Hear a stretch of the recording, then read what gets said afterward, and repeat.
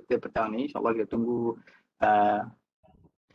yang lain-lain lagi, bagi masa sedikit lagi untuk kita beri kesempatan kepada tangan yang ada, insyaAllah mungkin tengah masuk untuk sesi kali ini. Dr. Haswira dah ada bersama kita, insyaAllah. Kita mulakan, kita tunggu sebentar untuk kita dapat bawa masuk lagi ramai rakan-rakan kita atau cepat tangan, insyaAllah, warga Kolej Pengajian Kejuruteraan. Tak apa.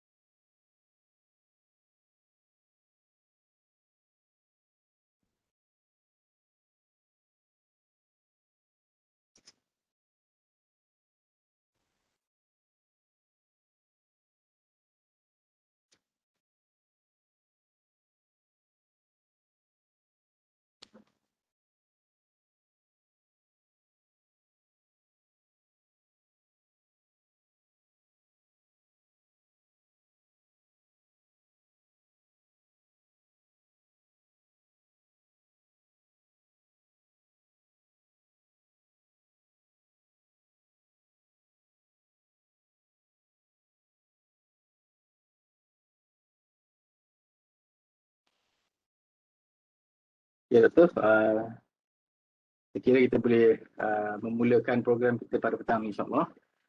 Assalamualaikum warahmatullahi wabarakatuh pada semua warga Polis Pengajian Kejuruteraan yang hadir pada petang ni untuk program sesi webinar BNMOU MOA Champion Tips and Guides. InsyaAllah sebelum bagi memberkati majlis pada petang ini, kita sama-sama bacakan kitab Al-Fatihah.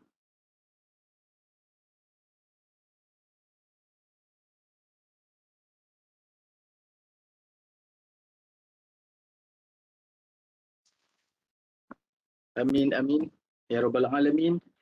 Yang dihormati dan dialu-alukan Prof. Madya Dr. Haswira Mohamad Hashim, Timbalan Penasihat Undang-Undang UiTM yang juga merupakan speaker kita pada hari ini, dan pada semua warga Polis Pengajian Kejuruteraan, insyaAllah kita akan mendengar sesi perkongsian daripada Dr. Haswira Hashim. Sebelum saya serahkan platform ini kepada Dr. Haswira Hashim untuk sesi seterusnya, saya mohon yang ada dalam ni untuk mute, ataupun kalau ada soalan boleh terus tulis di ruang komen, dan juga di akhir program ini nanti kita ada sediakan list kedatangan ataupun borang kehadiran untuk memastikan all register untuk jam latihan insyaAllah. Okay. Dan untuk tidak meninggalkan masa, saya serahkan platform ini kepada Prof. Madya Dr. Haswira Mohamad Hashim, Timbalan Penasihat Undang-Undang UiTM, untuk meneruskan program kita insyaAllah. Dipersilakan. Bismillahirrahmanirrahim. Terima kasih Cik Nizam selaku moderator. Yang berbahagia PM Dr. Sabirin, Zulfaka, Ketua Unit UiTM Global, dan juga kepada Profesor Madya, Doktor, tuan-tuan dan puan-puan yang ada pada hari ini. This is 2 PM and we are also very much indulged with our marking since the final assessment session is already ongoing. So I think this is something that we need to set aside our time in order to understand more about MOU and MOA. First of all, I would like to thank the ICAN and alumni team for inviting the legal office represented by me to give a talk on this. When Dr. Sabirin called me up, he asked me to give a talk on MOU, MOA. I thought in the first place I would be talking about the procedures and vetting process, but he insists on something different because of course I believe at the College of Engineering level, the level of awareness about the importance of MOU, MOA as a personal and institutional KPI at a higher level compared to other faculties or colleges. Therefore, the focus of today's is how to champion MOU and MOA as per the topic. Of course, a more prominent champion is of course the research and publication champions. However, we cannot neglect MOU, MOA because as I said earlier, it's also part of our institutional and also our personal KPI. But ironically, compared to other faculties or colleges, College of Engineering, I think, very dominant in terms of championing MOU, MOA. But yet, they are still not complacent, as evidenced by this particular initiative to call up rep from PPUU to give more talks on tips and guides to become MOU and MOA champion. So as I am here, we will look first at our outline of this course. First, of course, we will look as to why is it there is a need to champion MOU MOA. The motivations behind championing MOU MOA before we proceed to understand what is MOU MOA. By looking into the characteristics, basic components, and the most common types of MOU MOA. Of course, the one that is more common, more relevant to the College of Engineering specifically. And before we go to the tips and guides as how to champion MOU MOA. So overall, I have like 23 slides. I know this is an evening session, so don't plan to talk much, but more to ready to answer question. But before that comes, I believe it's my responsibility to highlight a bit about our discourse through these presentation slides. Okay, let us move on the first one. Why is it important for us to champion MOA? What are the personal motivations that could actually lead us to champion MOU MOA? Of course, this can be objectively answered through the requirements for promotion. As contained in the guidelines for promotion underpinning the academic staff of UiTM. First, if you are still in your 45, very rare, but perhaps there are still some of us who are still considered as under in DM45 grade. If you were to move your rank into DM51 and 52, besides of obtaining PhD, but you need also to have the so-called becoming the champion of MOU MOA. The word used is apprentice MOU MOA. So be it in whatever track you are in, teaching, research, or practitioner, it becomes a specific criteria for promotion.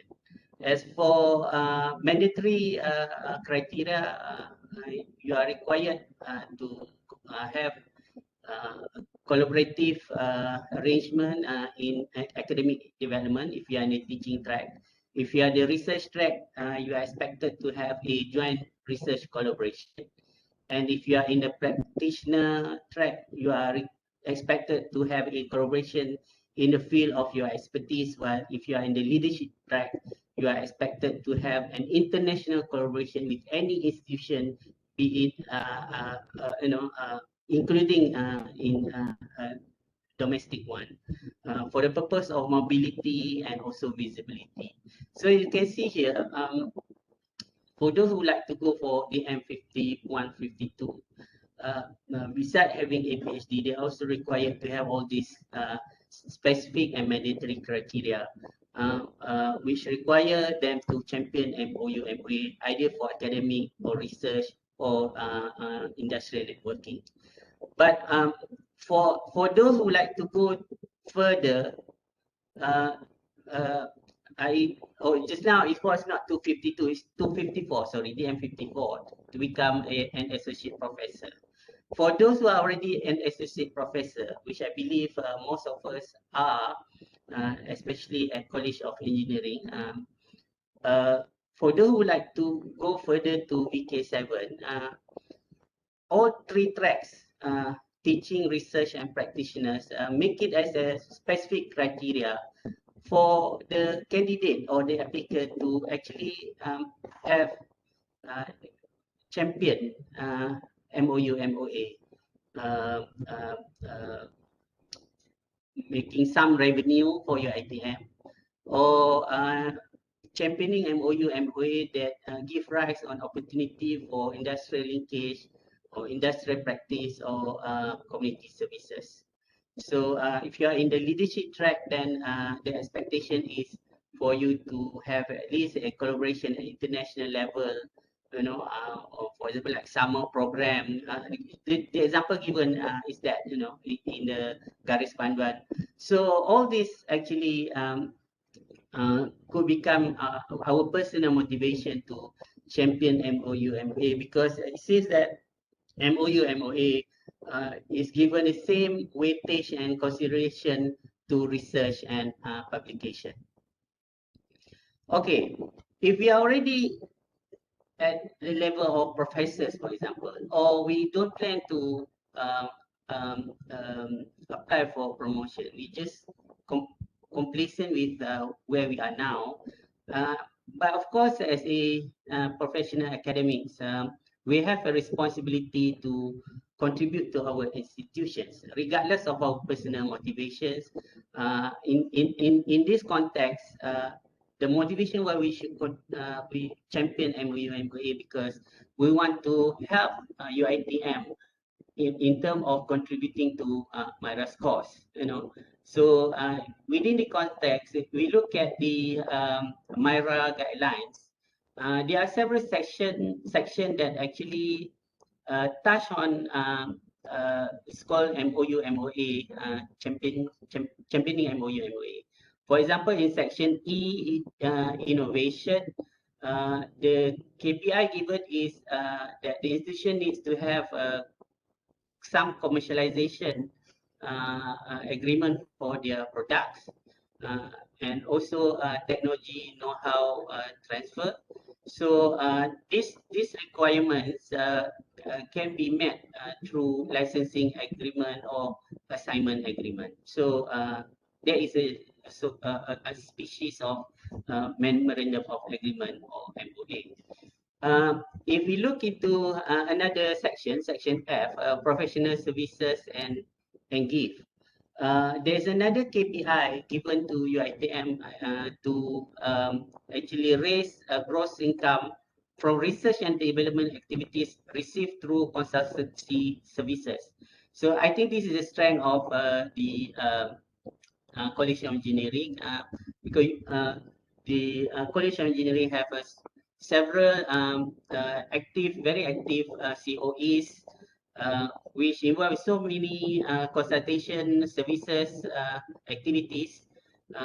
Then this is something that College of Engineering is very good at.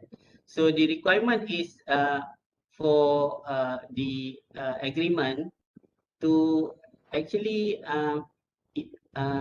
put in the appendix section how much is the consultation fee or how much is the payment made by the funders, you know, for the consultation process. And the evidence required is of course the consultancy agreement. So besides consultancy, endowment is another method of professional services that could actually raise income for UITM and also even the consultants will get some amount of money equity from that professional services. So endowment, of course, there are two types of endowment. The first one is research endowment, and the second one is endowment for the disabled or the needy. So it doesn't matter what type of endowment is it, as long as it is an endowment and it fits the criteria of endowment, and as long as during the MIRA audit process we can show that we have an agreement or an endowment letter or for Islamic endowment wakaf in the form of agreement for wakaf, then that would be sufficient for us to contribute to MIRA's cost. And finally, in terms of networking and linkages, there are so many KPIs that involve MOA in particular. For example, if you have signed international level MOA, that alone, by signing that agreement alone, not considering the activities yet, by signing that MOA alone, that already considered as MIRA score. You already champion an MOA. But the requirement is it must be signed by the CEO, in our case by the VC. See, we don't have the VC yet now, it should be signed by the TNCAA, Prof. Rosa Jano, exercising the functions of the VC.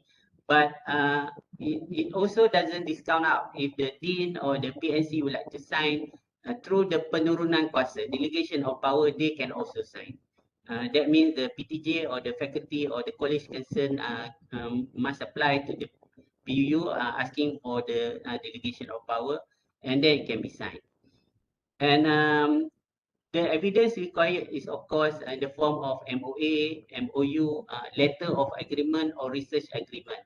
So the MIRA guideline exclude NDA and letter of intent. So that's why when the faculties or the college come to us and asking to expedite the process of industrial linkages through LOI, we say that it's not recommended because it's just like, it doesn't have any merit as far as MIRA score is concerned.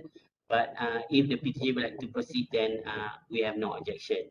We just advise so. So another KPI is the number of staff involved in research project under the international level MOA. So this KPI requires the MOU MOA to list down the number, the name of the staff or the researchers or the lecturers who are involved with the international level MOA. So that's why we sometimes advise the college to put in the appendix as many staff name as possible, as many researchers name as possible, of course, not to rig, but genuine staff that involved, because all those will be counted. So the MIRA guideline very clear. If you just have an MOA without the names, so you only get the marks for the MOA, but you don't give mark to the staff who were involved. And you also, the institution also eventually lost the points or the scores because there's not many staff, or there's no staff to be given a score for. So in such a situation, it's sort of like a strategy. Whenever we have an OU MOA, especially MOA, not MOU MOA, we list down the name of the researchers so that we can actually optimize the score. And then make sure if it is a national level, it should be signed and stamped. So if it is not signed and stamped, then it will not be counted. And again, if it was not signed by authorized body, authorized representative, it will also not be counted. So make sure the one who signed either authorized through penurunan kuasa or our own VC by default, and also being stamped. But this does not apply for international level MOA, because for international level MOA, we look at the dispute settlement mechanism if it's not in Malaysian court, and plus the country that we are partnering with that does not require stamping, then we don't have to stamp. So it's sort of like cost saving, but that's not much, even if we stamp it in Malaysia, because this is an academic agreement, it will only cost us like 10 ringgit, but it gives much different as to the merit, because only then it will be counted in MIRA. Okay, same goes if you have a national level MOA, make sure you list down all the staff that genuinely involved, not free riding the MOA, that are genuinely involved in the MOA, so that we can actually optimize our score. And lastly, G7 KPI under networking and linkages expected the institution to have joint research projects. So from this MIRA guideline, we reckon there are different between research collaboration and joint research project. Research collaboration in this context, for the purpose of MIRA, normally involve two parties. But joint research, according to the criteria and requirement given, it must involve minimum 3 parties. So that's why I could see that the college engineering pick up this very well. Oftentimes when they ask us to vet, I noticed that there are like 3 institutions, So it falls under the category of joint research rather than plain research collaboration. So with these 3 institutions together, the requirement is each party must contribute to fund the projects. So that's why sometimes we send back to the faculty, and they don't understand why should we force the other party to contribute. If they don't want, then fine, we cannot do anything. Maybe they just share their expertise, but they don't want to contribute in terms of fund. But that also means we fail to fulfill the criteria of joint research project. Because the joint research project, the requirement is not only that it must be like 3 universities, but all university or all partners institution must contribute to the project so as it to be recognized as a joint research project. So the evidence, of course, the joint research project agreement between the parties. Okay, if there is any question, I could pick up it now, but if there is none, then I can proceed. And of course, there will be Q&A, inshallah, at the end of the session. But if you write in the chat room, I hope Cik Nizam can guide me, because as I'm on the slide, then I have no opportunity to glimpse or glance through the chat box. Okay, if there is none, we can proceed to the MOU. So what is MOU? Of course, we talk so much about MOU. MOU is actually an abbreviation of Memorandum of Understandings. So it is different from the MOA. In terms of merits, it is a non-legally binding agreement. So if you go for MyRA does not differentiate between MOU and MOA. But setara, I don't want to talk much about setara, but setara actually discriminate between MOU and MOA. It only recognizes MOA, but our main focus now is MyRA, so we can say that MOU is fine for MyRA as well. But it is a non-legally binding agreement. It may be formalized or documented, but it's not recognized as a legal instrument. So it describes mutual understandings, goals, and plans shared by the parties, and declares the parties' intention to cooperate or collaborate in the future. So MOU is actually a gentleman agreement, and it's just like an agreement with no commitment. It's akin to a social agreement. Because if you breach, there is no way that you can get sued in the court. So that's why MOU is actually a very loose form of agreement. So the parties can sign as many MOUs, but doesn't mean that they commit. There are so many dormant MOU which are not active. Possibly because they know that nothing can actually harm them if they don't actually fulfill the areas of cooperation in MOU.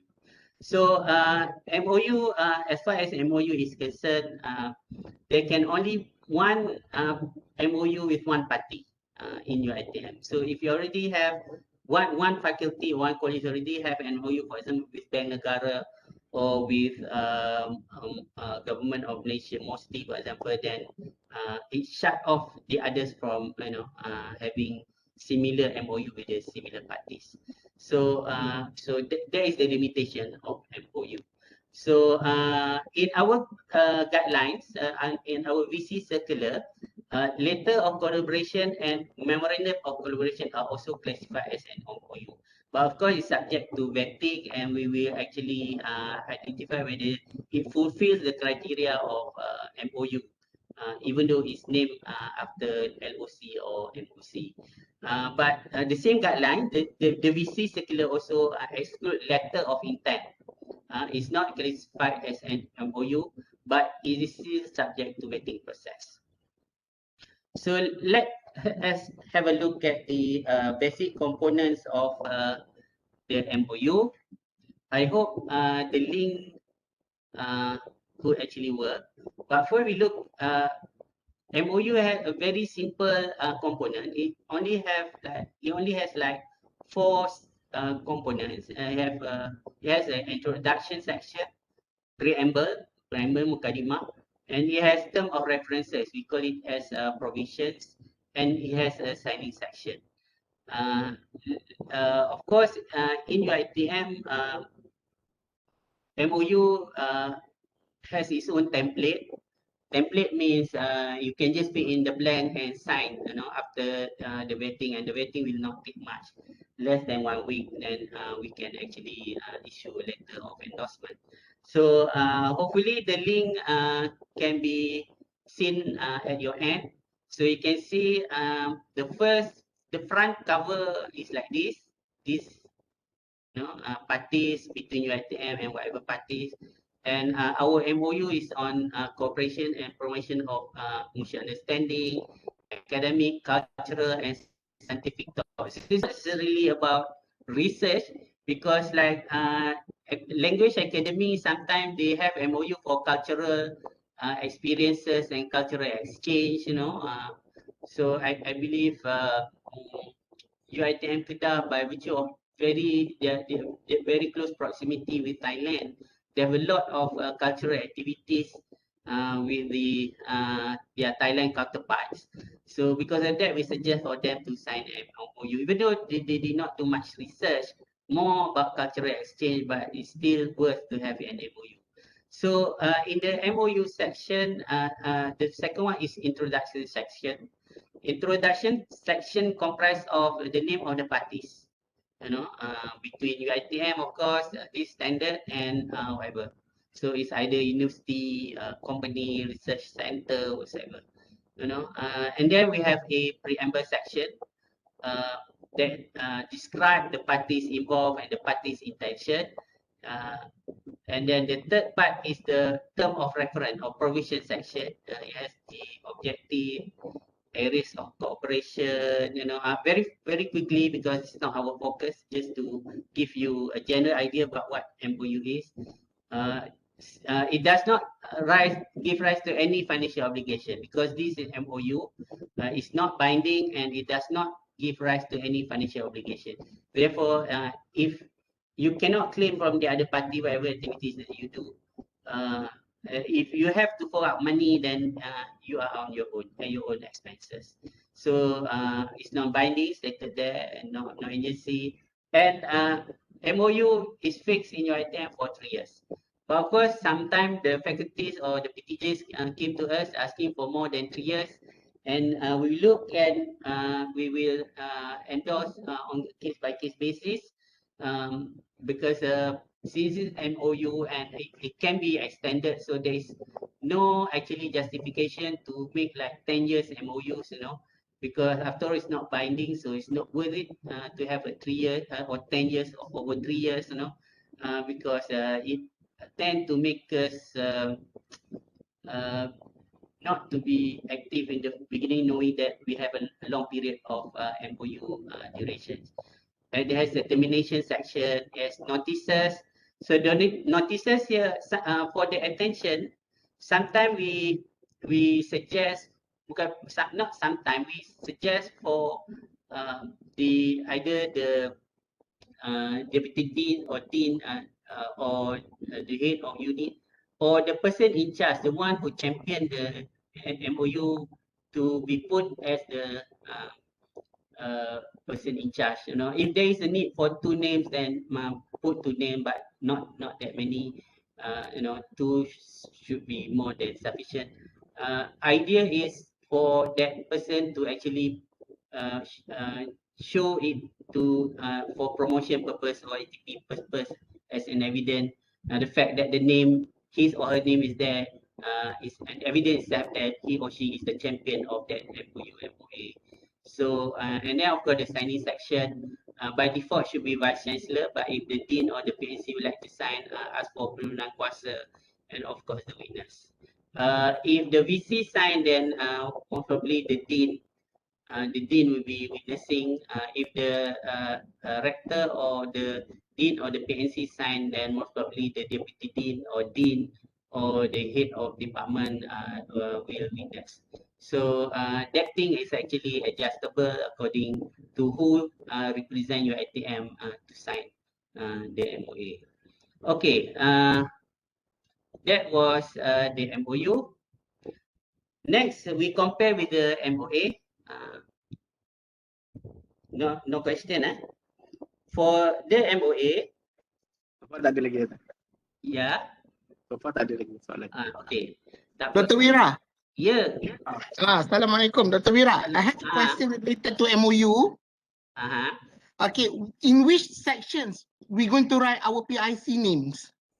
As I said just now in the notice section, attention, most of the PTJs, the practice is to put the name of the dean, for example, right? It's not wrong, but at the same time, I think you can also put the PIC name over there.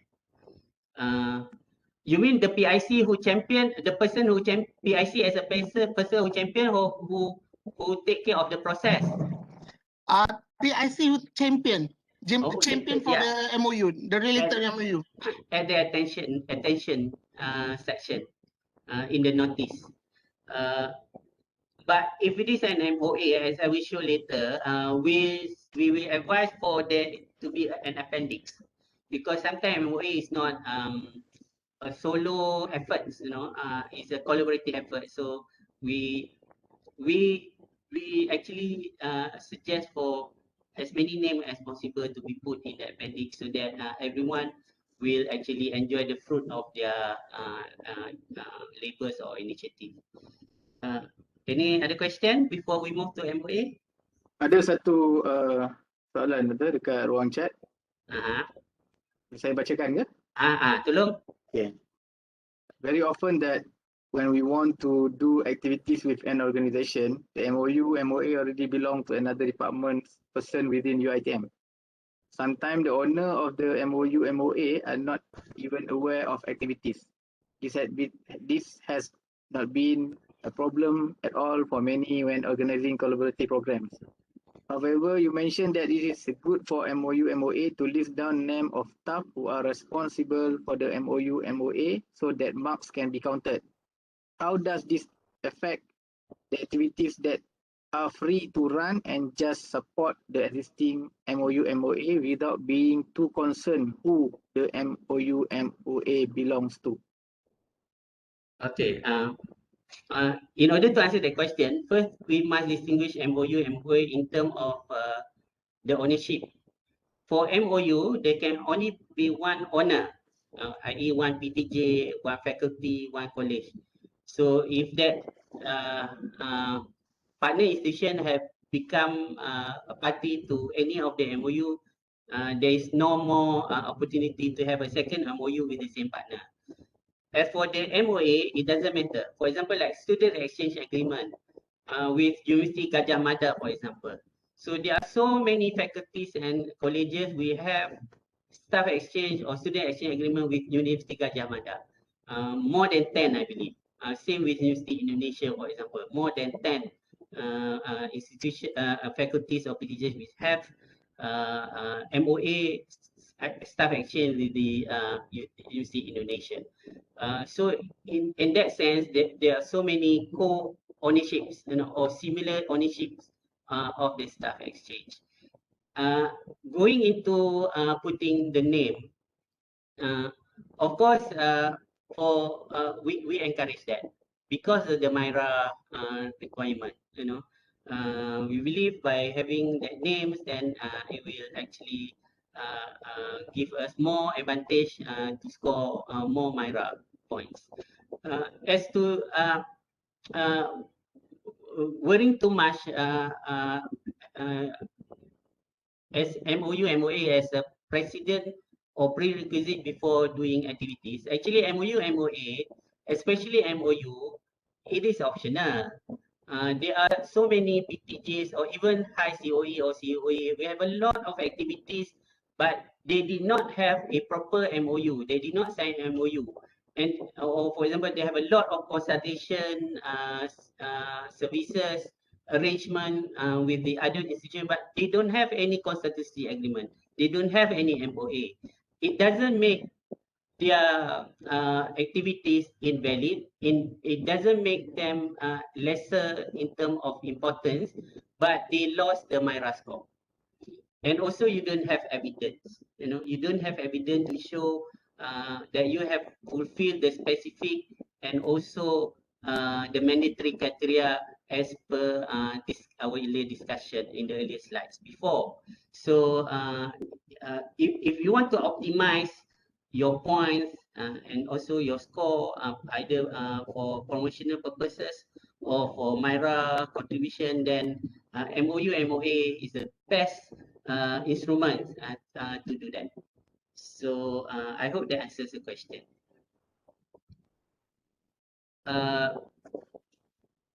We move to MOA since I believe there will be a Q&A session later.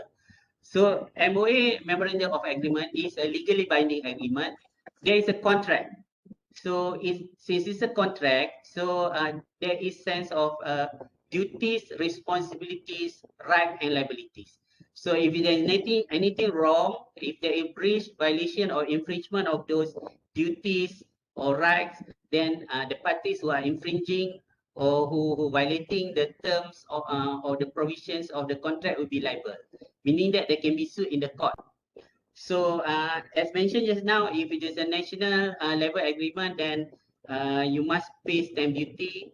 Otherwise, it will not be admissible in court.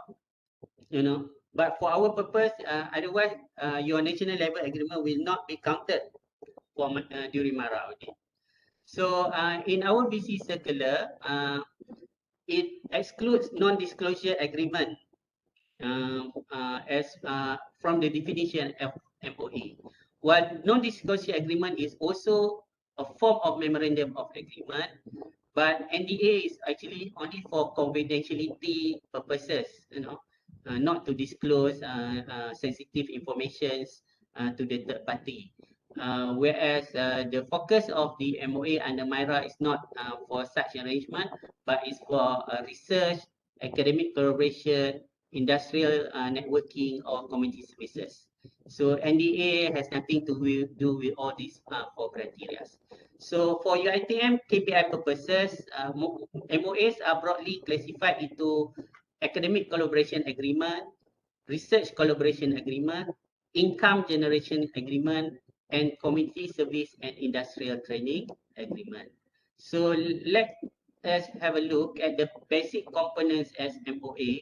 So you can see, like MOU, it has an introduction section, it has a preamble section, it has a term of reference in the provision section. It also has signing section, but most MOA have schedule and appendixes. So that makes it rather more meticulous, more complicated compared to the MOA. So if we look at the sample of the MOA. So you can see this is sample for research collaboration. So sometimes if UiTM is as the first party, and at some other time UiTM is the second party. Normally, if the funder is the first party, you know, the more dominant party, especially the one who give money or the one who commission the work, they should be the first party. But if they don't mind, then UiTM can become a party. It doesn't matter who the first party is, because as far as we are concerned, we look at the provisions. So introduction section. So for MOA, make sure the parties who enter the contract is a party that has a legal capacity. Meaning that if it is a company, is a duly incorporated, is a registered company. If it is a partnership, is registered either under private partnership liability or as under Partnership Act. If it is a society, under Societies Act. If it is university, is established properly under particular set of law, either parent law like UiTM Act, AUKU, or Private Higher Education Act. So in our case, we are UiTM, we are established under the Universiti Act. So preamble section, similar, describing the parties and their intention, and a bit about the projects, title of the project, for example, who are the funders. And but compared to the MOU, the term of reference or the provision sections are very elaborate. It has interpretation clause, you know, to give definition to the keywords and term. It has a commencement clause, when it starts, when it ends. Same with the MOU, but sometimes the MOU is not very critical because it's non-binding. But for the MOA, we insist, we want to know when it starts, when it ends. Sometimes the PTJ only declare, or the faculty declare, oh, it commences as long as the research activities is ongoing. without giving us the Gantt chart and the milestones. We don't know whether this research is like 1 year or 2 years or 3 years. So we need to actually clarify these things. So if that is not given, then it may take some time, a waste of time for the vetting process. Scope of the agreement, for example, if it's a research collaboration, what type of cooperation, nature of collaborations, such as obligation clause, the duties and responsibility, and of course, when it's MOA, it has financial application, financial implication. So we put a clause on invoicing and payment, and we also put the payment schedule so that we know when we can expect the money to come in, and all agreement must have a tax clause, SST, before this GST, because an agreement, even though it's entered between the academic institution, they are considered as a commercial endeavor, so they are subject to tax. Indemnity clause, confidentiality clause, intellectual property clause. If the parties fund the project fully, then they might want to claim the entire IP right. But if it is a research collaboration, we expect that it will be a joint rights in the IP. So if there is no doubt about the reasonableness of the IP rights ownership, then I suggest before you come to BUU for vetting, consult the BICOM. Dr. Fariza is there. She can actually advise on the appropriateness of the IP rights distribution and equity. Remember, if the parties jointly hold ownership of the IPR, intellectual property right, then the cost to file the patent, for example, must also be shared on the proportionate basis. There's a warranty, indemnity, disclaimer clause, exit clause. I think I cannot spend so much time because our focus is on tips and guides, not on the substance of the MOA, MOU, or MOA. So, but there is exit clause means termination. Can all MOAs must have a termination clause. There is an exit clause. Just like a student, they can withdraw if they want, So there is an exit clause. Force majeure, for major like pandemic, epidemic, strikes, harta, they are all exit clause. Suspension, if there is war, for example. Dispute resolution, it can go to the court or can go to the arbitration. But if the amount is small, go to the court. The court is cheaper. If the amount is like million and the party insists on arbitration, then by all means go to the arbitration. But give priority to AIAC, Asian International Arbitration Center, because there is Asian level, but hosted by Malaysia. So it will save cost in that sense. Okay, and then the signing section, I think. So this is the appendix section. This is where all those person in charge can actually put their name, project team. If there is leader, put leader, then you have evidence that you are the leader, members and all that. Put the project schedule, deliverables, everything in the appendix. So that is actually a sample of the MOA. Any question about MOA? I try to finish latest by 50 minutes after 3. Okay. If there is no question MOA, I would like to explore with you the most common types of MOA.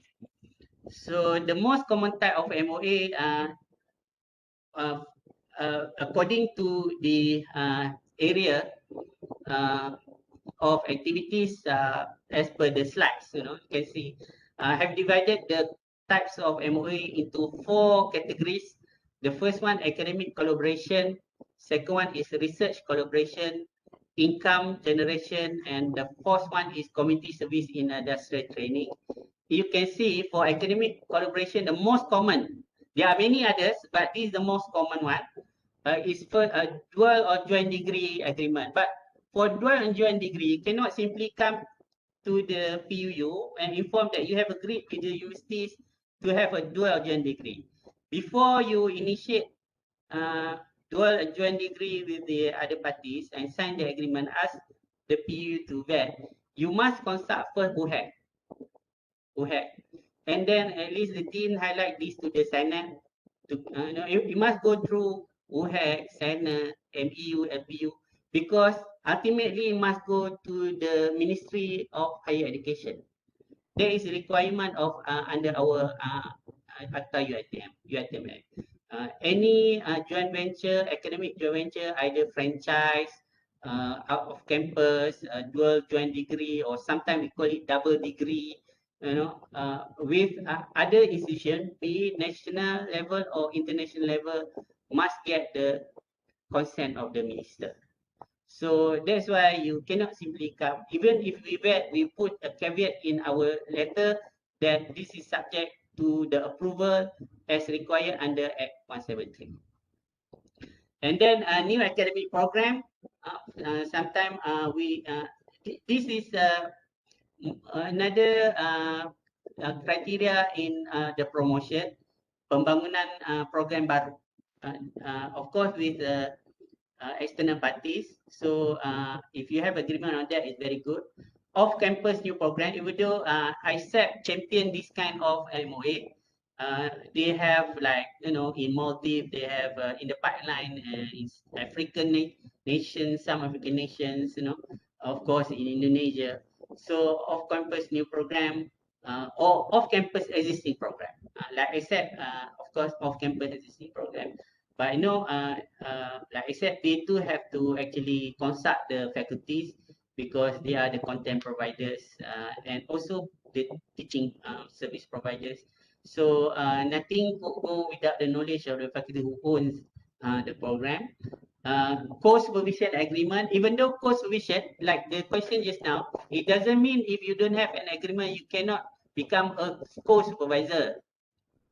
Sometimes it's sufficient if there is a letter of appointment from other universities for you to become co-supervisor. Of course, this supervisor thing is not internally, just like, within the same faculty. Of course, that one is only appointment through the dean of the faculty and registered with the ICAN, sorry.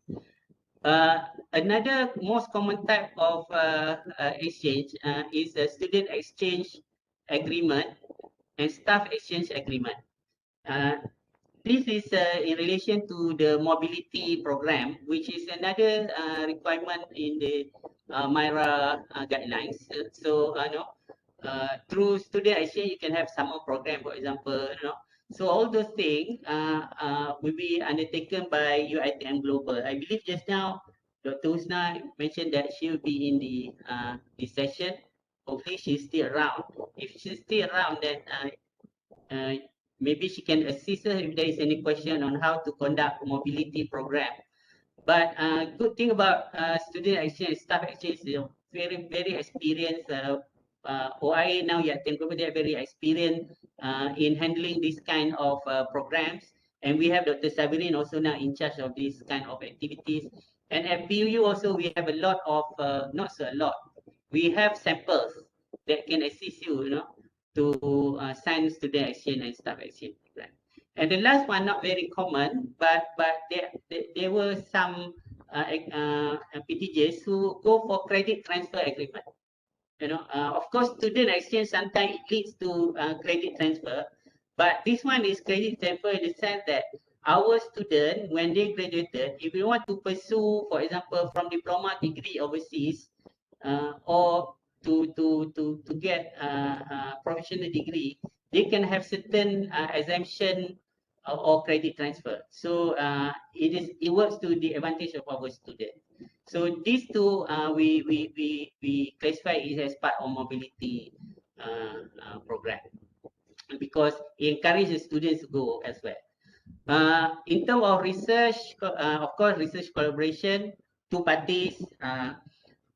We have joint research tripartite agreement, UKM, UTM. Normally, UiTM always partner with UKM and UTM. I don't know why. Maybe we have a lot of linkages, rarely with the other universities, you know. So research collaboration, government.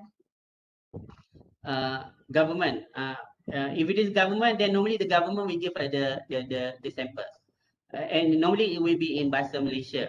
So it's very easy if we sign with the government because everything is ready. They have their own PUU. We just fill in and everything will be executed speedily. Private research funding, sometimes private institutions like Saimdabi, they're always generous with us. I think Saimdabi is one, and Mustafa, Kamal, MK, and Rakyat Corporation. These are very close partners of UiTM. Not only they like to private fund our research, but also sometimes they contribute to our pra pengajian tinggi program. So I noticed a few corporations that are very active, you know, with their CSR, and we benefit a lot. So you can approach them if you like, you know. Perjanjian dana kerajaan, again, is the government one. Matching grant is very trending now. See, we already introduced the template, not some a sample of matching grant agreement. So most of the social sciences faculties, they benefit a lot. Matching grant meaning your faculty or college perhaps contribute like 50% of the entire grant. The research partners contribute another 50%. Not much, sometimes it only equivalent to 5,000 each, you know, but it's sufficient to meet up the matching grant requirement under the MyRA, because MyRA specifically mentioned about matching grant. Startup incubator, normally the champion will be BCom, but of course the startup champion will be among us, those who have a startup. I believe College of Engineering has a startup. Not sure whether it's still ongoing, but you know, that could actually become a precedent, and I believe all startups in UiTM sign startup incubator agreement, because you know they entitled 2 years free lease or free rental at BCom. You know, there is like a cubicle for them to use as an office, and that save a lot of money. You know, capital expenditure for operation will be, you know, much more lesser, because there's no tenancy involved, tenancy cost involved. Material transfer agreement, especially for like applied sciences, they have a lot of like cell from animal or whatever, from vegetables or plants, you know, and they actually exchange it with the partner universities. So we need to sign material transfer agreement, because should those become an IP patent or plant variety whatever, then the other parties can actually claim co-ownership. Oh, we are already at 3 o'clock. I better be fast. So I just briefly, there are research level 3 product. For income generation, we have training provider, joint training provider, professional certification, licensing, and royalty. Some of it are undertaken by BCom. But we have endowment agreement. If you have any party like bank, for example, or foundation, you can come to us. We have a sample, but as of now, it's confidential. We will redact and we give you a sample so that you can have a good sample to begin with for endowment, event sponsorship, and the other last two, consultancy agreement, that now is transferred under UTV. So if it is a consultancy under UTV, PPU, UiTM will not vet already, because UiTM Technoventure, UTV, has their own legal team. So any consultation which are registered with them, then it will become theirs. Of course, they will get the consultation administration fee, and they give the remaining to the researchers. And but because of that, the vetting process will be under UTB. And we have industrial training agreement, talent development agreement, and gap year for community service. So those are most common type. Now we go to the tips and guides. Hopefully I can finish by in 15 minutes time. So if we want to champion MOU, MOA, the easiest route is to get a template. But unfortunately, template is very rare. As far as UiTM is concerned, we have a template for MOU, we have a template for NDA, we have a template for licensing agreement. So the advantage of a template is if you have that template, meaning that you don't have to crack your head, meaning that you can just fill in the blank, put your name, whatsoever, put the party's name, and it's ready. Send it to PUU for vetting, and we also will be not so will not take so much time. It will be less than 1 week because it's just a template is there. So we will endorse, and you can straightway go to the MPU for approval. So with a template, you can adopt the terms of reference without having to change a single word. But if there is no template, ask for sample. Sometimes PUU may not have the sample, but the other party does. So you can use the sample. With the sample, you actually have the precedent or best practice or gold standard in that particular agreement activities. So, but compared to the template, with the sample, you can adapt. Meaning that you can alter, you can modify. Template cannot; it's a very standard. So with the sample, you can actually modify according to your activities because only a sample, contoh. So, but of course, with the sample, half of the battle won, because you already have the reference point, to begin with. So it can be modified, it can be altered, and you send to the PUU. PUU also will be very happy because they have this set of precedent that they can actually use, and they can easily vet. But if you ask for sample, there's no sample. Ask for template, there's no template. Meaning that it's a new program or activities, activities that unique or special that UiTM never involved with. Of course, it's very difficult because UiTM has been in existence for so long. Not much activities that we don't have a sample. But if that thing do occur, then we'll start draft afresh. So it's a new draft. So then it will be longer than usual. If a template maybe less than 1 week, sample between 1 or 2 weeks, but with new draft, maybe we will require more than 2 weeks. So that's why in the guideline, if it is new draft, it may take up to 21 weeks. 3 weeks, 21 days, or perhaps 1 month. So, but we try to finish it within 21 days. Try to draft it. But of course, even if we have that template, sample, and new draft, we still need the get comment, review, and agreement for all the parties involved. So the other parties must consent, otherwise we cannot sign the agreement. So it may be a template for us. They may to have their own template. If that is the case, we strike a balance. We try to get the best feature of each template, and we put it, and we modify and become a new template. So that's the first tip for drafting. The second tip for drafting is look at the term of references. Make sure when you want to get involved or to champion an MOA, make sure the agreement define clearly the keywords and key terms. For example, if you are involved with some kind of new technology or new instrument, or you have to actually conceptualize it and define it in the agreement so that we understand what are these things. If there is a need, then put in the appendix the diagram of that instrument, for example, or the machine. And there must be a consideration since it's a agreement, meaning that consideration is balasan in Malay. Balasan meaning that bayaran lah for the services rendered or for the project or the research. So it can be in a monetary form or in kind. So not all consideration is in the form of money. For example, like student exchange is not in the form of money, but in the form of knowledge exchange, cultural exchange. So it's good also.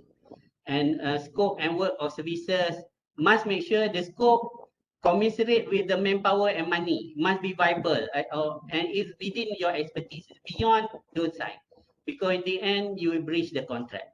Right of the obligation of the party must be well balanced. Deliverable must be clear. They must be deliverable. For example, 1 scopus specification, 2 scopus specification, 1 pattern, or 3 reports, it must be measurable, otherwise it's not viable and not feasible. IP right must be fair and equitable, meaning that if both parties chip in money, then the cost sharing will render IP to be jointly owned. And make sure the payment schedule is there. If a payment involves termination clause, force majeure clause, dispute resolution, governing law and legislation are clear. And if there is any liability warranty, for example, need to take insurance, for example, because it's a high risk experiment, for example, or the lab is high risk lab, or got radiation exposure, for example, then put in the requirement for insurance, notice section, put the person in charge, attention who, put the email, make sure put the if possible, if don't mind, put the mobile phone number easier. If not, the office number.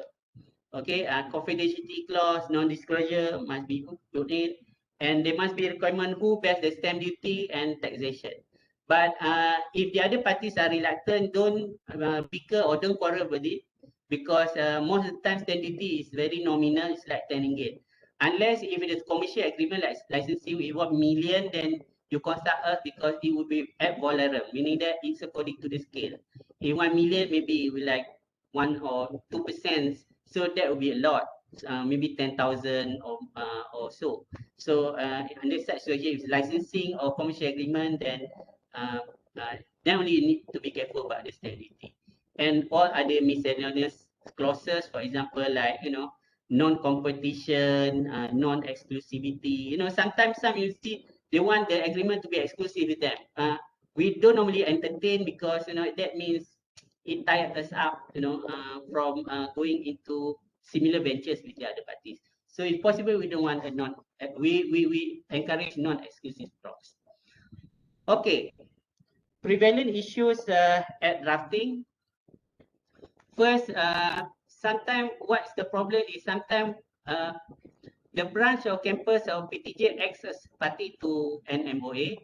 This is wrong because only UiTM can act as a party. If the faculties or the college want to take credit to claim ownership, put it as represented, UiTM as represented by the College of Engineering or School of Electrical Engineering or School of Mechanical Engineering or Chemical Engineering, College of Engineering. So another one is we sometimes realize that the other party is not legally incorporated or not registered, so such situation make the MOA not valid because the parties does not have a legal capacity. Sometimes we notice that an unauthorized person has been nominated to sign the agreement. The agreement cannot be signed by none other than the VC by default and all PTJs head, dean, whatsoever. So if we are just an ordinary lecturer, if we are KPP, we cannot elect ourselves to represent UiTM. Cannot.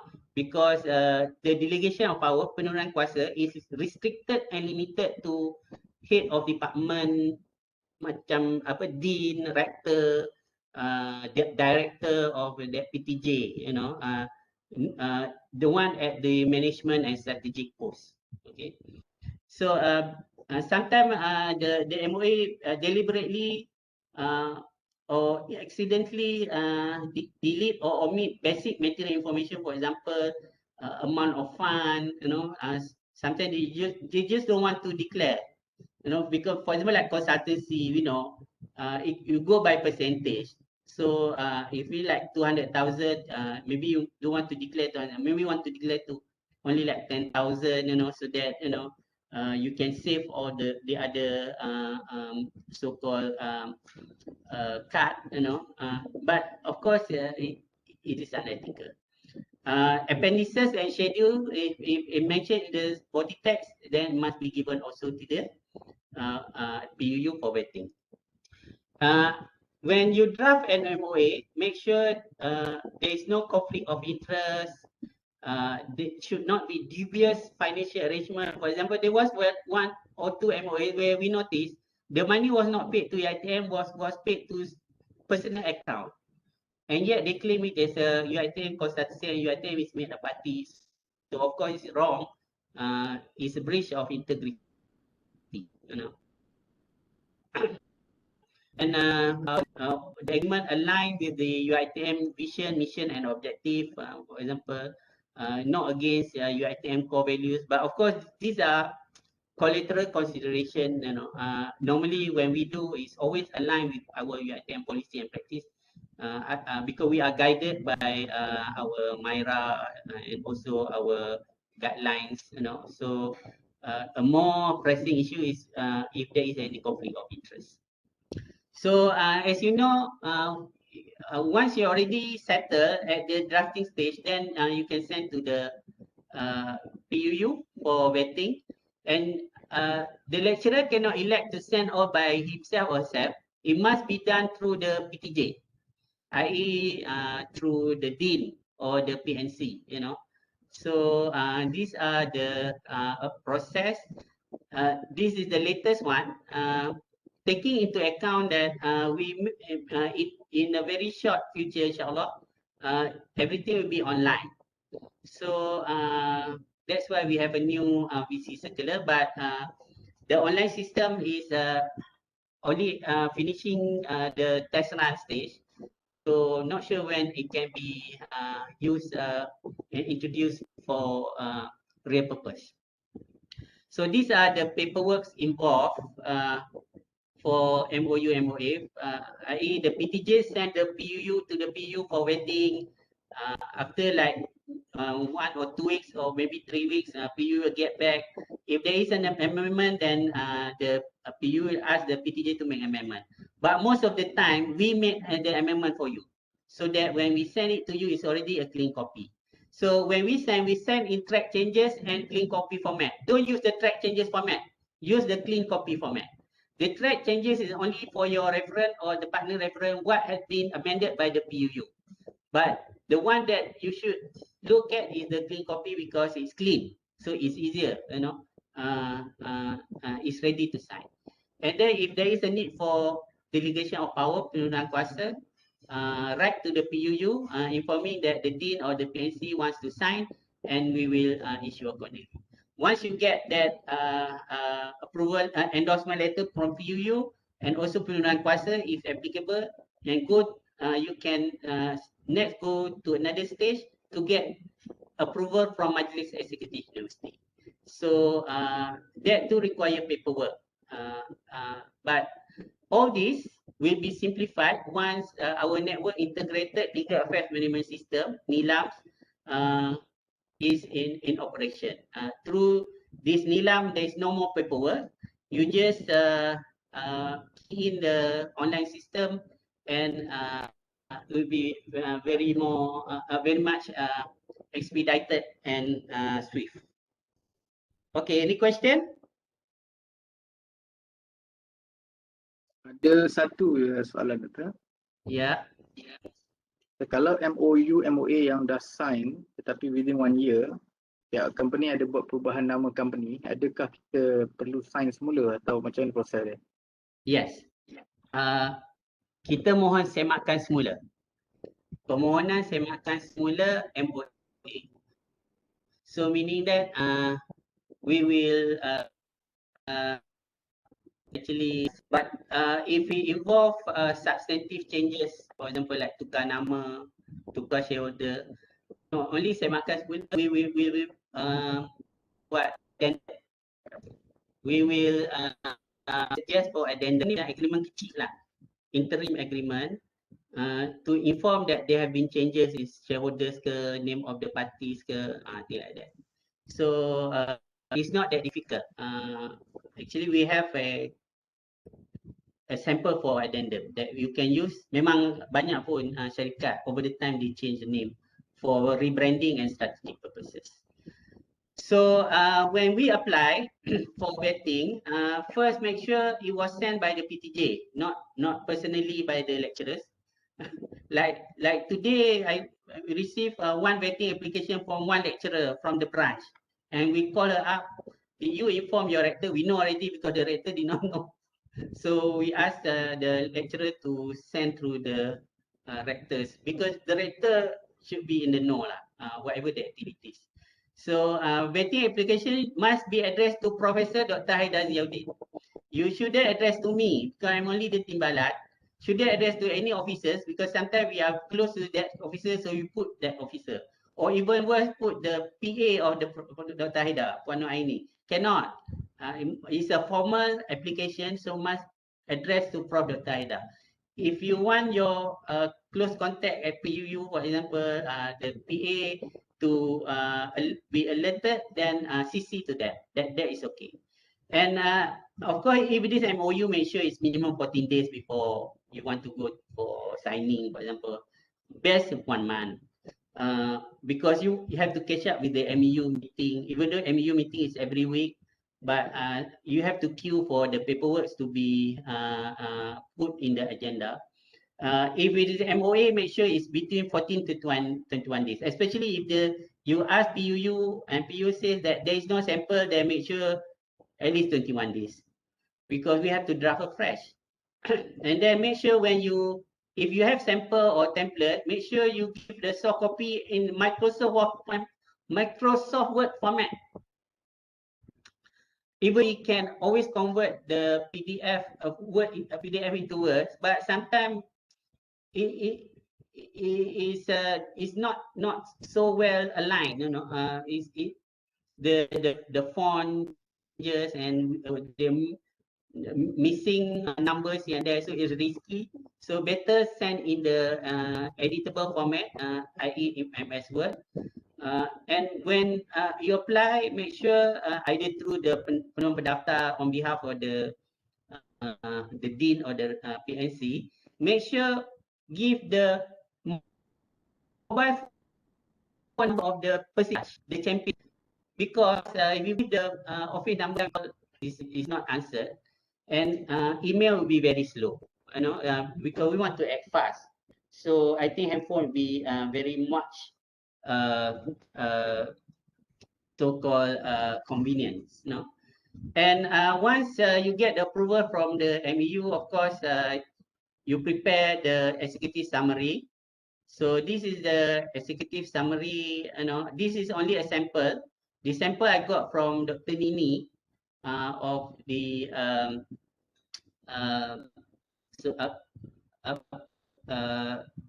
governance division, bahagian governance chancellery. So you can see it's written in Malay. So it must be tujuan, latar belakang, justifikasi permohonan. The MOU always want to know what is the benefit to your ITM.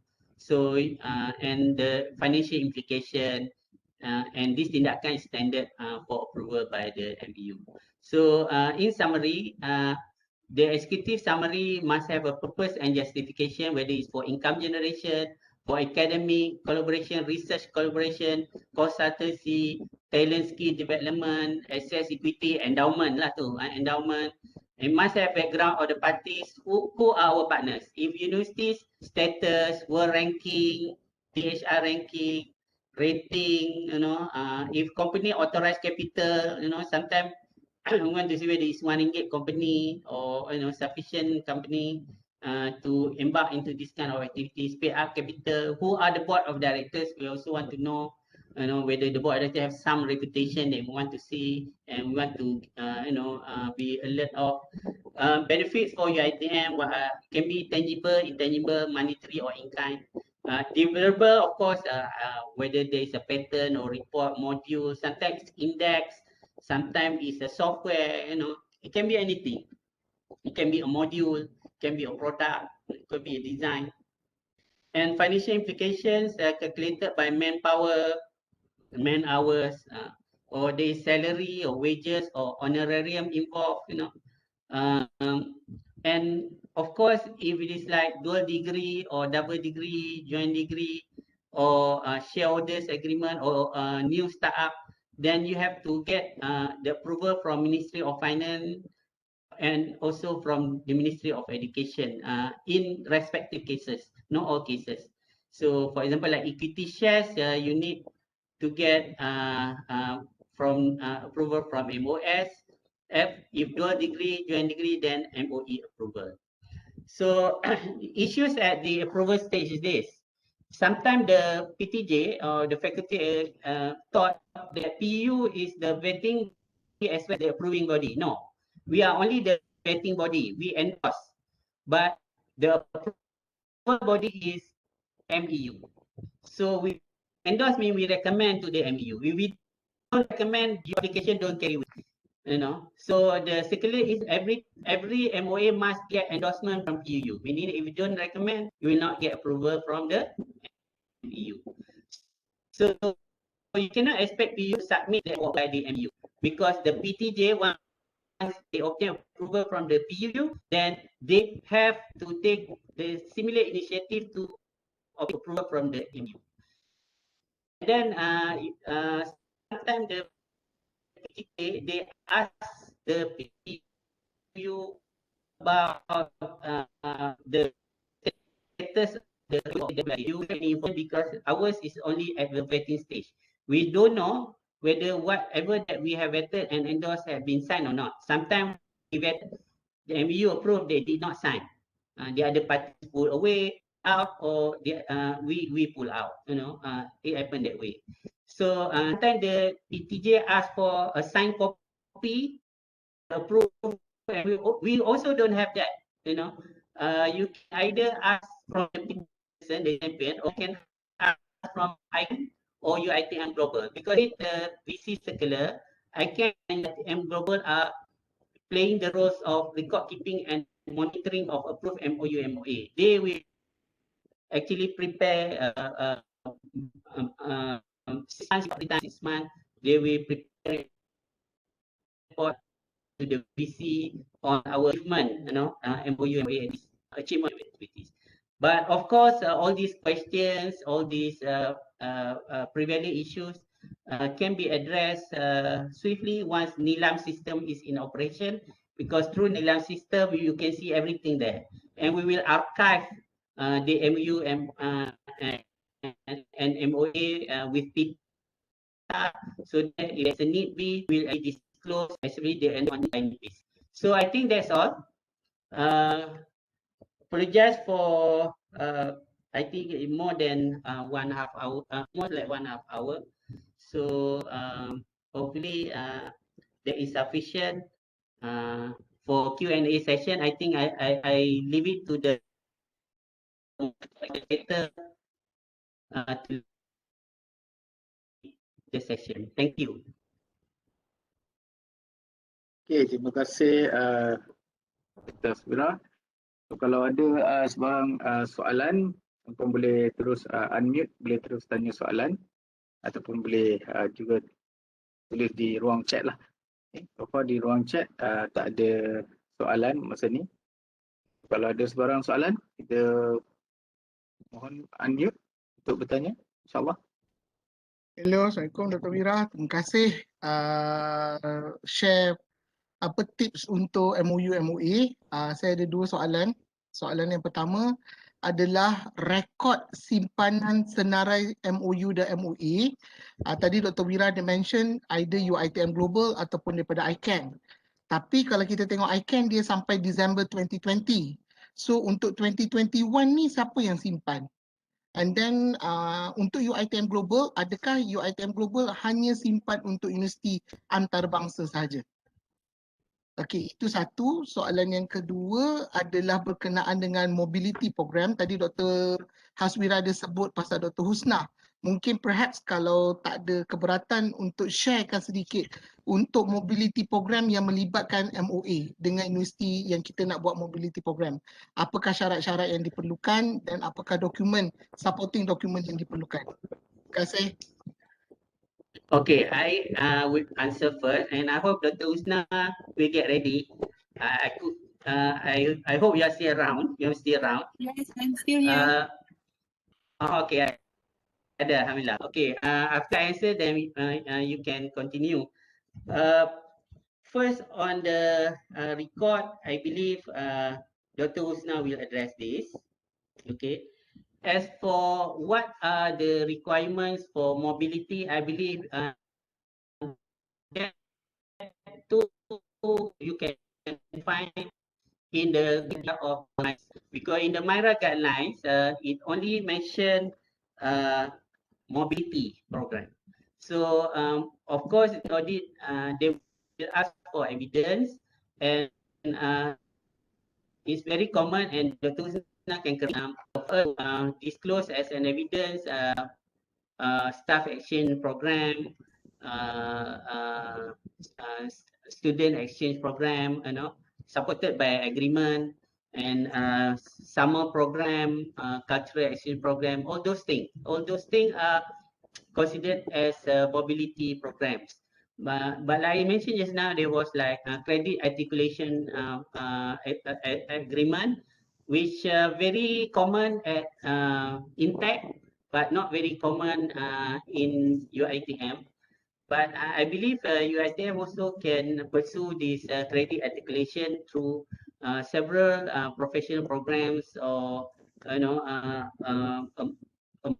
more universally accepted programs such as hospitality program, or even perhaps engineering program. Dr. Husna, if you have anything to add, please. Okay, basically in UiTM Global we have Department of International Affairs, and Department of International Affairs is divided into two. International Cooperation Training and Development, ICTD, which is my department, and Dr. Masria's department, International Student Development, whereby in International Student Development takes care of mobilities inbound and outbound. As for me, I'm taking care of the MOU and MOA with international universities. So kalau boleh Encik yang bertanya tadi saya tak nampak siapa yang bertanya tadi. PM Dr. Sabirin rasanya. Dr. Sabirin. Okay, PM Dr. Sabirin, bolehlah sekiranya kalau menghubungi pihak ISD lah untuk mendapatkan keterangan lebih lanjut mengenai mobility ni.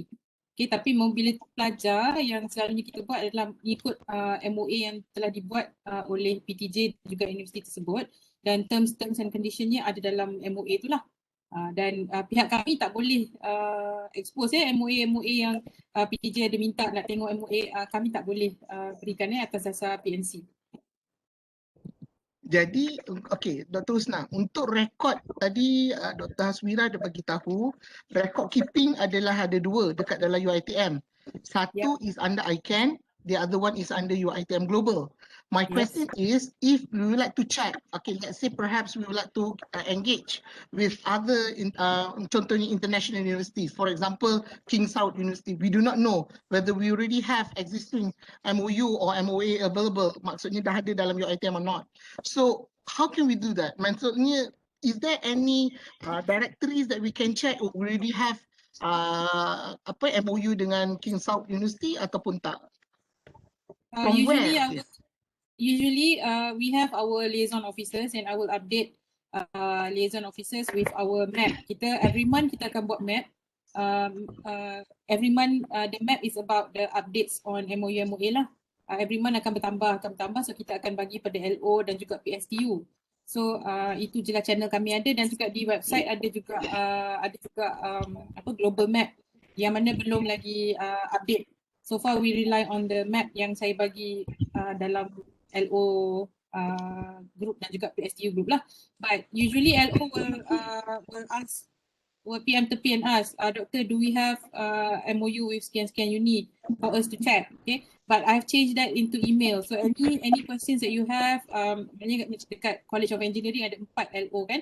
So apa-apa yang mereka nak dalam group LO tu saya dah pesan, if you have any questions or inquiry on which university yang you nak buat tu, boleh emailkan kepada saya dan CC kepada Puan Mazuha, supaya kami akan pick up dan reply lah ada ke tidak MOU-nya, MOU ke MOA ke. Sebab usually orang-orang bertanya macam LO ataupun PTJ lain, dia akan tanya, okay, universiti ni ada tak? So kita akan check, okay ada MOU 1, MOA 2, macam tu.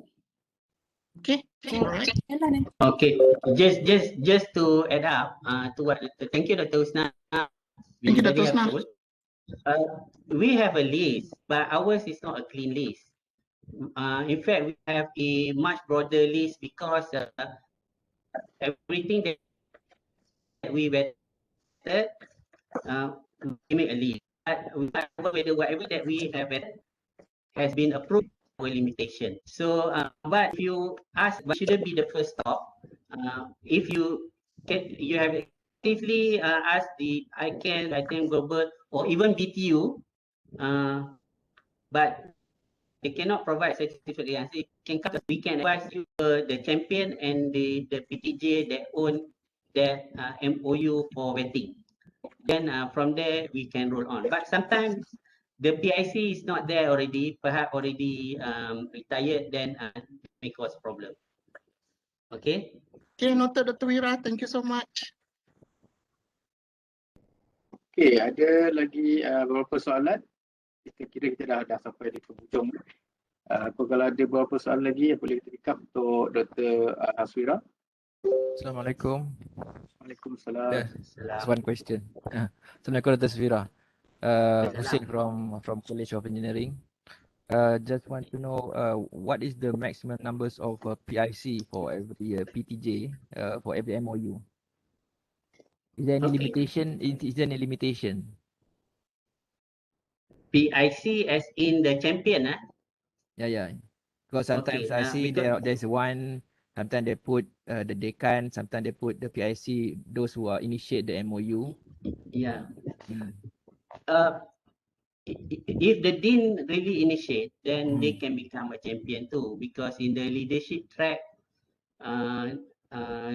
the dean or presumably the dean is Professor Madya, for example. If they want to get to VK, they too must give evidence of international collaboration. So they too have an interest to act as a PIC. But in some other instances, for example, the PIC could be the lead investigator. So he can actually claim merit as the champion of the MOA. Put that in the notice section. But as for the others, because we actually encourage collaboration among peers, not to compete. So it cannot be that we cannot put like more than 2 in the notice section. It would be awkward if you put like 20 PIC there. 1 or 2 would be more reasonable. But for the rest, put them in the appendix, either as a team members or research member, or member of consultancy group, member of SIG group. Put in the appendix section, and I believe they all can benefit for whatever endeavors that they want. For example, like promotion, or for ATP purposes, or even can put them in their so-called CV, because the evidence is there. I hope I answer Prof question. One more question, Doctor. I have one case where we already got approval from PUU MOU with one of the international universities, and then during the process of getting approval, there's another PTJ claiming that they also have initiated the MOU with the same university, but they're different faculties. So actually we have discussed with these 2 faculties. I just want to know, is it possible to have 2 PTJ here from your ITM and 2 PTJ from those universities? Is it possible? It happened.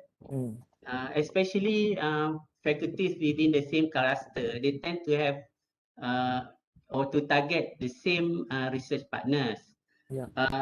If we were to go based on who first come first serve basis, of course the one who came first for vetting, then they'll be the owner, that PTJ will be the owner, but if we want to go based on collaborative arrangement, because of course if they come, it doesn't matter, like within 24 hours difference, we may also suggest for co-ownership. So that means in the notice section, we will put 2 faculties. But I, as usual, I think that is the limit. Cannot be more than 2. Because sometimes I notice like dentistry and medicine, sometimes they have similar stakeholders and become their partners, and then both of them they came on board at the same time, perhaps because of some activities, common activities. So we advise for them to share. But in the end, when it comes to KPI, I'm not sure how like UTM KPI will deal with this, because they will treat it like 1-to-1, So, but that is beyond our control.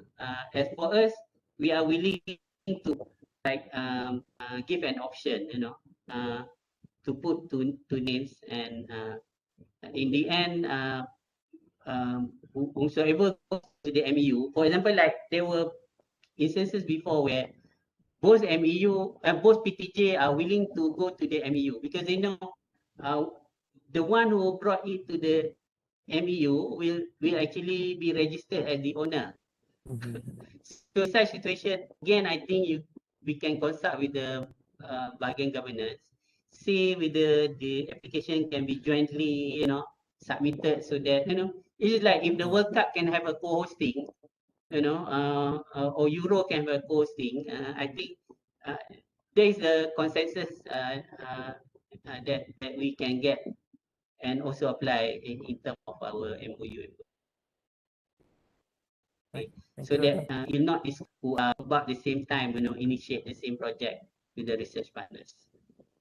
I hope that answers your question. Yeah. Thank you very much. Because the situation where I got the our MOU where we submit to the FUU, we already got the approval first, and then the other universities, they claim that the other faculties that already initiate that already get approval from the legal office from that university. So there's sometimes Ada duplication lah, Prof. Ya, itulah. So, And then after we discuss, I cakap dengan this university, is it possible to have two PTJ, meaning that our faculty and another faculty from there, and also the person in charge from UiTM also from our faculty, and another faculty from other branch. okay, Prof. Yeah. If that kind of thing happen, meaning that after you get MEU approval, then some other PTJs claim that they are already championing the MOU with their institution, it's okay. Okay. Because as far as we are concerned, it's a matter of internal policy. The internal policy is for one MOU partner you in the whole UiTM system.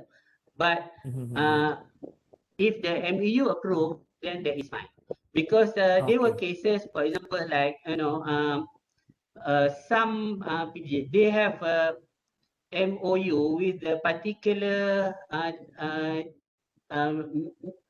so-called departments from the same ministry.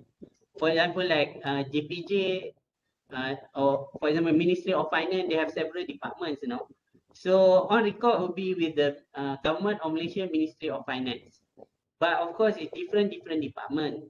So one cannot claim they already champion the entire spectrum of MOF or MOT, for example, or MOE. So whereas if there are other divisions or other departments which can become our partners. So that too can become consideration for us to have two MOUs with the same institution, because we know because the different department will yield and render different activities. So in your case, yours is as good as and as valid as the previous one, even though you are the second one,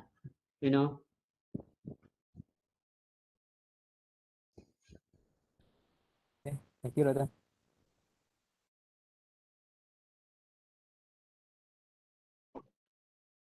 Okay, Cik Nizam, is there any other question? Okay, dekat ruang chat dah tak ada soalan. Okay. Kita just buka kepada yang nak tanya lah, mungkin our last question for Dr. Haswira. Kalau ada daripada yang berada dalam sesi kali ini.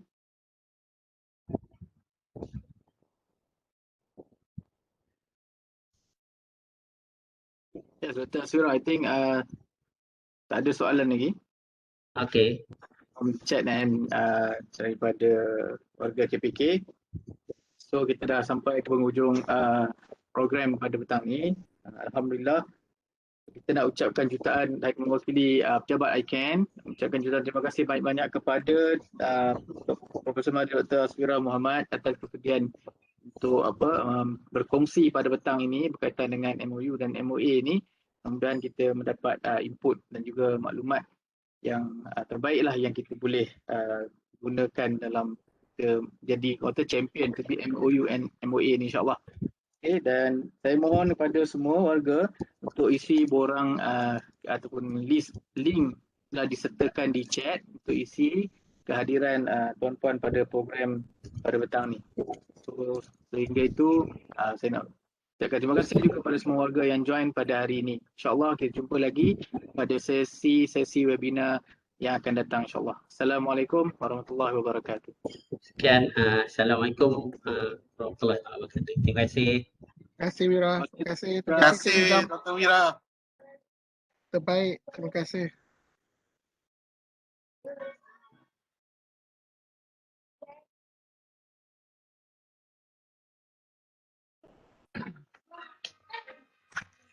Terima kasih. Sama-sama.